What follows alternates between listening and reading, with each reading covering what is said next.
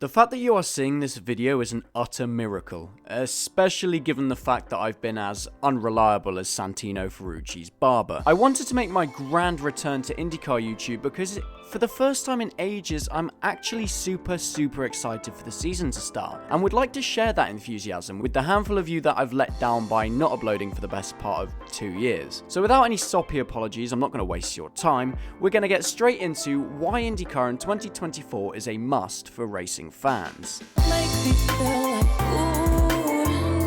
ooh, don't nobody else make me feel like, ooh,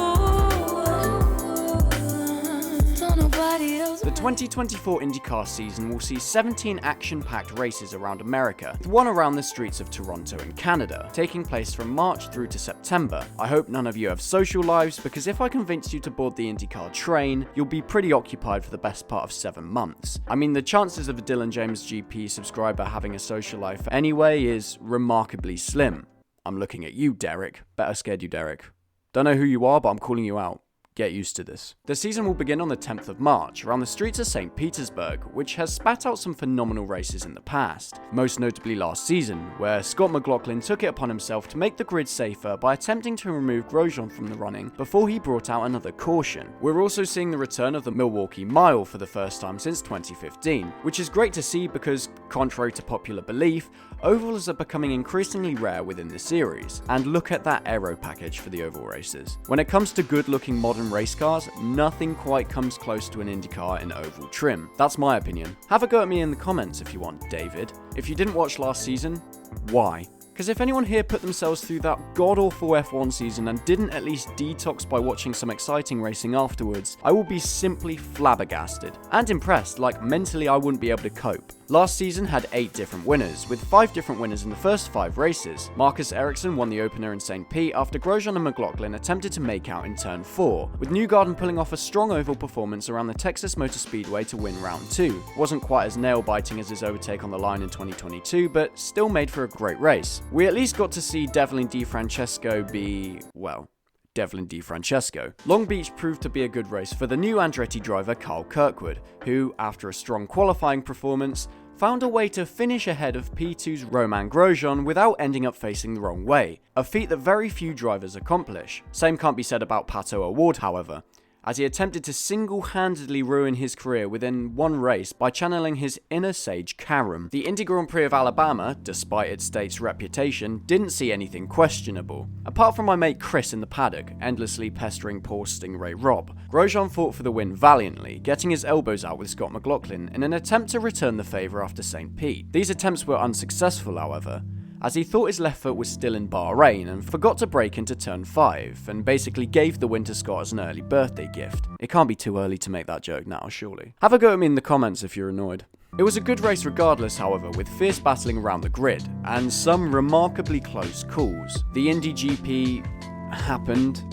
Alex Palou took a dominant win over Pato O'Ward as everyone was waiting for the actual Indy 500, which failed to disappoint last year. The race start was relatively tame as far as oval races go, which meant that strategy was actually playing out how the strategists predicted. Well, until they remembered that Stingray Rob was in the field. Yeah, this threw a cat amongst the pigeons, or as we say in IndyCar, a DeFrancesco in a scrapyard, who was also having misfortunes of his own. From this point forward, the race became more of a demolition derby, with Felix Rosenqvist attempting to write off a fan's Chevy Cruze with the rear right wheel of Kyle Kirkwood's Andretti, which also found itself going cockpit first into the outside safer barrier. As well as this, O'Ward forgot that he hadn't made a mistake yet and needed to rectify that error immediately, while the back of the grid got bored at the restart. Joseph Newgarden made a last lap pass on Marcus Ericsson to win his first Indy 500 in a controversial end to the race. The remainder of the season didn't disappoint either.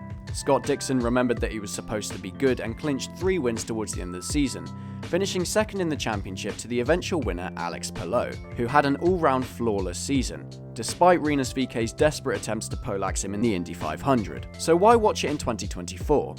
Well, we're destined for the same again, but with even better tracks and better driver lineups. Speaking of which, here's how the drivers and teams line up into 2024. AJ Foyt will see the dream team of Santino Ferrucci and Stingray Rob. One endangers the life of other drivers and the other is named after an endangered animal. The sheer number of jokes I'm going to be able to milk out of AJ Foyt this year is going to surpass the number of times the mechanics are going to have to fix the cars. Marcus Ericsson is parting ways with Chip Ganassi and has moved to Andretti alongside Colton Herta and Kyle Kirkwood, making way for Linus Lundqvist to make his long-anticipated debut in IndyCar alongside Kiffin Simpson, Scott Dixon, Alex Palou and Marcus Armstrong. McLaren will see David Malukas, Pato O'Ward and Alexander Rossi in their lineup in an attempt to replicate their strong form in Formula 1, whilst Team Penske sticks with their proven lineup of Will Power, Joseph Newgarden and Scott McLaughlin. Ed Carpenter Racing retains owner, Ed Carpenter, for the ovals, with Christian Rasmussen racing the road courses, both partnered by Rinus VeeKay, the guy who's for some reason sponsored by Bitcoin. Rahal Letterman Lanigan retains Graham Rahal and Christian Lundgaard, throwing Pietro Fittipaldi in the mix, because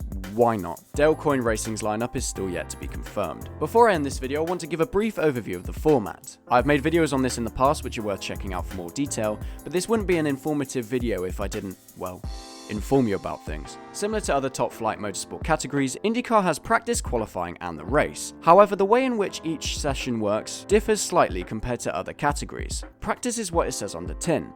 The drivers get a specified number of practice sessions to get a feel of the track/oval and feedback to their respective teams. The Indy 500 sees more practice sessions because, well, if it didn't, everyone would end up like Stingray Rob. Qualifying is different for tracks and ovals. Around circuits, there are 2 initial qualifying sessions, which are each split into 2 groups in order to reduce traffic, followed by the Firestone Fast 6, where the 6 fastest cars have a shootout for the top 6 positions. Oval qualifying is different, however, due to the nature of an oval track in general. A qualification attempt generally consists of 2 consecutively timed laps for each driver individually, having the circuit to themselves in order to try and reach the highest average lap speed possible. Alex Palou's average of 234.217 mph in the 2023 Indy 500 qualifying was enough to win pole. Those for average speeds is downright outrageous, because that's taking into account cornering speed as well. Check out my video on IndyCar qualifying for a clearer explanation of this, since it's enough of a topic to get me rambling for 5 minutes and I wouldn't want to do that in this video. Then you have the race on Sunday.